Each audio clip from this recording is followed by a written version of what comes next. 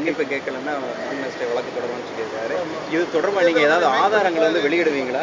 இல்லை சார், நான் இப்போ இல்லை, நான் அதான் மதுரையில் நான் பேட்டியிலே காட்டிட்டேன் 3 விஷயங்கள். ஒன்று வந்து குரல் கொடுத்துட்டு குரல் போயிடுச்சு, சாரி.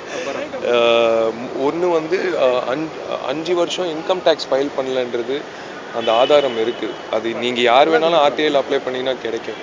இன்னொரு விஷயம் வந்து ஜட்ஜு 3 நீதிபதிகள் சொன்ன தீர்ப்பு, அது all is not well with the trust.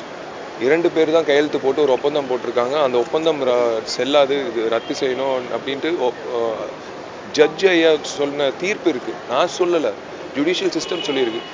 3வது விஷயம் வந்து ரொம்ப முக்கியமான விஷயம், அப்ரூவல். அதாவது டெமாலிஷன் பிளான் அப்ரூவல் இல்லாமல் அந்த பில்டிங் வந்து இடிக்கப்பட்டது. அது நான் சொல்ல, அந்த அந்த ஆதாரம் என் கையில் இருக்குது. ஸோ அந்த அடிப்படையில் தான் நான் வந்து எல்லா பேட்டியிலையும் சொல்லியிருக்கேன்.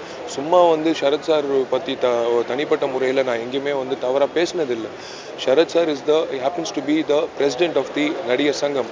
ஸோ நடிகர் சங்கத்தில் முறைகேடுகள் நடந்திருக்குன்னு நான் சொல்லலை, எனக்கு கிடைச்ச ஆதாரங்கள் வச்சு நான் சொன்னேன். ஸோ அதை வச்சு வழக்கு போட்டிருக்காருன்னா I'm ready to face it legally. இல்லை, இவ்வளவு ஆதாரங்கள் இருந்தும் இந்த வழக்கு போடுறதுக்கு என்ன காரணம் இருக்குது? பின்புலம் தெரியல சார், அதான் நீங்கள் அவரை தான் கேட்கணும். என்னை பொறுத்த வரைக்கும் அவர் வயசில் பெரியவர். டெஃபினட்டாக வந்து நான் லீகலாக என்ன நான் வந்து அதுக்கு ப்ரொசீட் பண்ணணுமோ அதுக்கான ஏற்பாடுகள் போய்கிட்டு இருக்கு. ஸோ நான் வந்து இப்போ மும்முரமாக எல்லா ஊருக்கும் நாங்கள் எல்லோரும் பிரச்சாரத்தை முடிச்சுட்டு இன்னைக்கு சென்னை திரும்பி இருக்கோம். நாளையிலேருந்து சென்னையில் தொடங்குவோம். அக்டோபர் 18 100% இது வந்து எலெக்ஷன் நடக்க போது. கண்டிப்பாக நாங்கள் வந்து வெற்றி பெற போகிறோம். நாங்கள் எலெக்ஷனில் நிற்க போகிறோம். காம்ப்ரமைஸ்க்கான இடமே இல்லை. சரி, இப்போ வந்து இவர் ராதாரவி மீதான குற்றச்சாட்டுகள் தான் இந்த அளவுக்கு வந்ததுக்கு காரணமா, இல்லைன்னா சரத்குமார் மீதும் பல்வேறு குற்றச்சாட்டுகள் இருக்குன்னு நீங்கள் நினைக்கிறீங்களா? சரி, அதாவது நிர்வாகம் அந்த நிர்வாகம் நடத்தின நிர்வாகிகள் தனிப்பட்ட முறையில் ராதாரவி அண்ணனோ இல்லை வந்து சரத் சாரோ இல்லை வந்து KN காளையோ அப்படி சொல்ல முடியாது. அந்த நிர்வாகம் சரியாக செயல்படாதனால தான் அந்த டீல் வந்து ரத்து பண்ணியிருக்கு. அதாவது எது வேணாலும் தாங்கிக்கலாம். என்னை பொறுத்த வரைக்கும் என்னை திட்டினாங்க, நாயும் திட்டினாங்க, பரதேசி நாயும் திட்டினாங்க. எனக்கு அதை பற்றி கவலை இல்லை. என்னென்னமோ பேசினாங்க. பட் ஒரே ஒரு விஷயம் நான் திரும்பவும், அதாவது தானு சாருக்கு வந்து நேற்று ஒரு பேட்டியில் சொன்னார், சிஎம்ஏ வந்து சமரசத்துக்கு வந்தாலும் நாங்கள் ஒத்துக்க மாட்டோம் அப்படின்னு. அந்த மாதிரி சிஎம்மோட பேரை வந்து மிஸ்யூஸ் பண்ணக்கூடாது. நான் அவருக்கும் கண்டனம் தெரிவிக்கிறேன். யாருமே சிஎம்மோட பேர் மிஸ்யூஸ் பண்ணக்கூடாது. அம்மா அவர்கள் வந்து, நான் இப்போ போன மதுரையில் கூட பறவை முனியம்மா அம்மாவுக்கு வந்து இப்போ ரீசெண்டாக வந்து 6 லட்சம் ரூபாய் காசு கொடுத்து உதவி பண்ணியிருக்காங்க. ஸோ சிஎம் பேரை தவறாக மிஸ்யூஸ் பண்ணி அவங்க அணியோ இல்லை அவங்க அணி சார்ந்த ஆதரவோ தயவு செய்து பண்ணக்கூடாதுன்னு நான் வேண்டிக்கிறேன். ஏன்னா it's not a good practice. இது வந்து ஒரு நடிகர் சங்கம் தேர்தல், 3139 உறுப்பினர்கள் மத்தியில் நடக்கக்கூடிய ஒரு தேர்தல். ஸோ அது வந்து ஃபேர் எலெக்ஷனாக நடக்கணும். வந்து சந்திங்க, வாங்க, எலெக்ஷனில் நிற்கலாமே. ஜனநாயக ரீதியாக தானே எலெக்ஷன் நடக்குது, ஏன் பயப்படுறீங்க? இல்லை, இப்போ ஒரு தானு வந்து திடீர்னு வந்து ஒரு குறிப்பிட்ட, இப்போ அவர் ஒரு தனிநபருக்கு ஆதரவாக செயல்படுறதுக்கு என்ன காரணமாக இருக்கும்? ஏன்னா இன்னொரு சங்கம் ஒரு வரலாறு காணாத ஒரு விஷயம். இது ஒரு யூனியன் வந்து இன்னொரு யூனியன் எலெக்ஷனுக்கு ஆதரவு தெரிவிக்கிறது. அது வந்து நாங்கள் பார்த்தோம். ஏன்னா நானே தயாரிப்பாளர் சங்கத்தில் எங்கள் வீட்டிலே 4 ஓட்டு இருக்குது. தானு மிஸ்டர் தானு, அதாவது மிஸ்டர் தானு சொன்னது அவர் ரொம்ப ஃபீல் பண்ணார். அது எனக்கு தெரியல. ஏன்னா மிஸ்டர் தானுன்னா தமிழில் வந்து தானு கலைப்புலி தானு அண்ணன் தான் சொல்லுவாங்க. பட் அது இப்போ அவங்க ரொம்ப வருத்தப்பட்டாங்க கேள்விப்பட்டேன்.